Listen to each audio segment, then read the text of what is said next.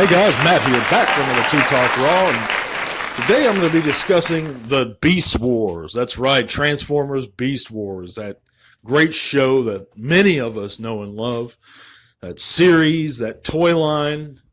I believe they made some comics. I've never read any Beast Wars comics. I know BotCon did a lot with the Beast Wars characters and with their storylines and timelines.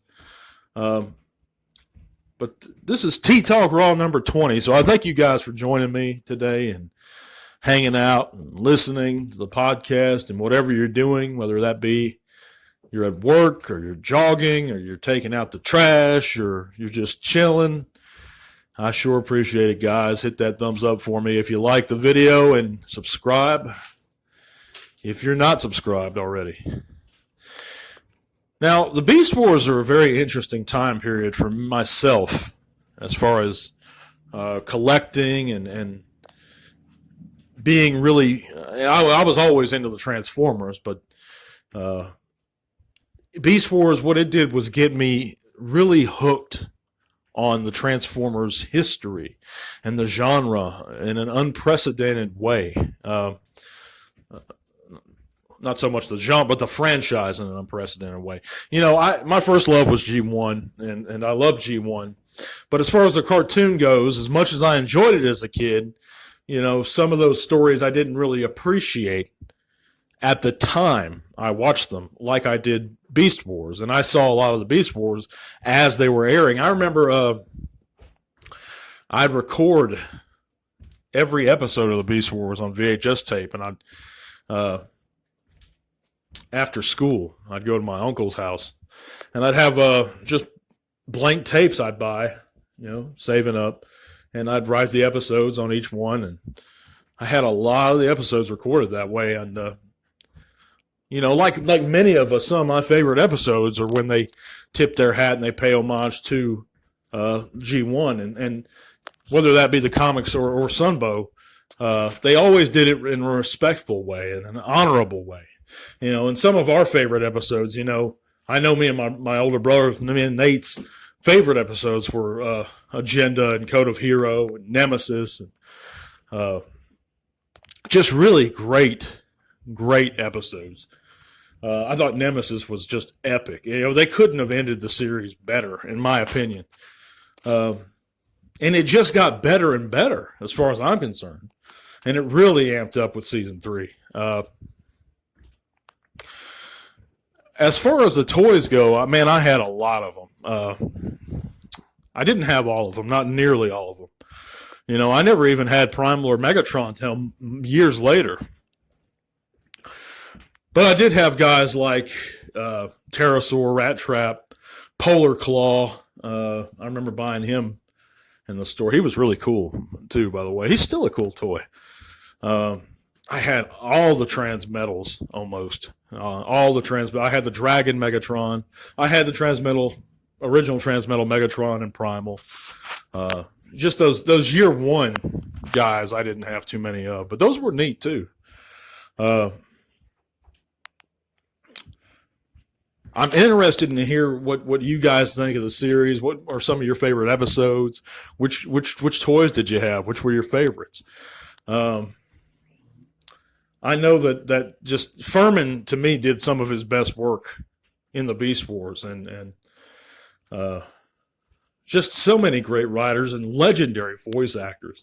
You know, to me, Scott McNeil, who did, of course, Rat Trap, Waspinator, Dinobot, and somebody else, Silverbolt, ranks right up there with Pete Cullen and Chris Latta and Frank Welker, in my opinion. Just an amazing voice actor. And the same goes with Gary Chalk and David Kay.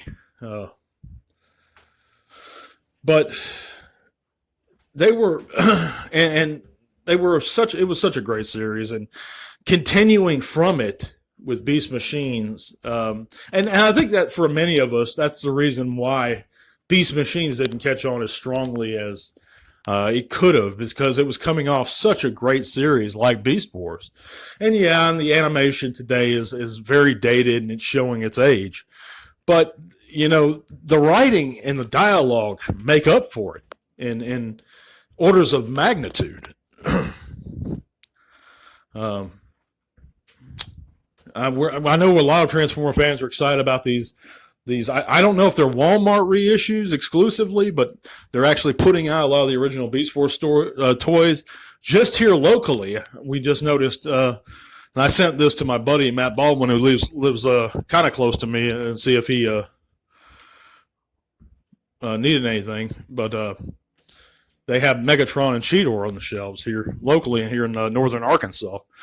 I hope you don't mind me mentioning him, but Deluxe. But he's a great guy. But just trying to look out for other Transformer fans here locally. But I know they're just putting these reissues. I don't know how similar they are. Visually, they look identical, in my opinion.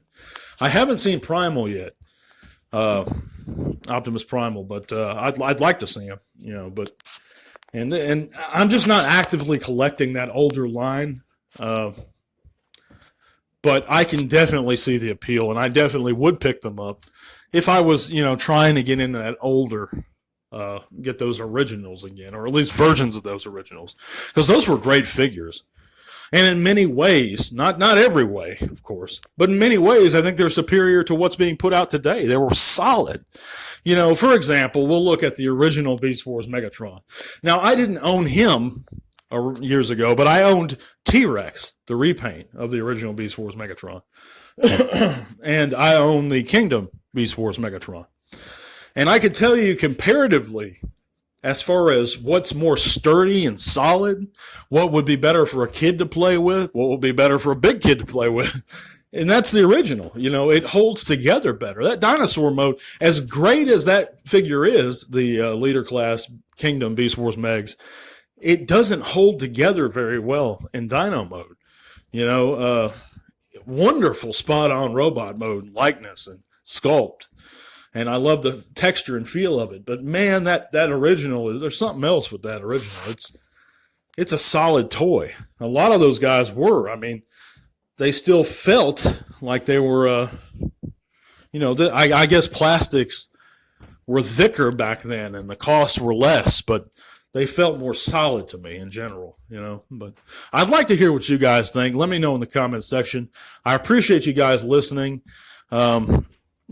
If you have anything to add, let me know. But I'll be back with another segment here real soon, and we'll have plenty more to talk about. Thanks, guys. Till all are one.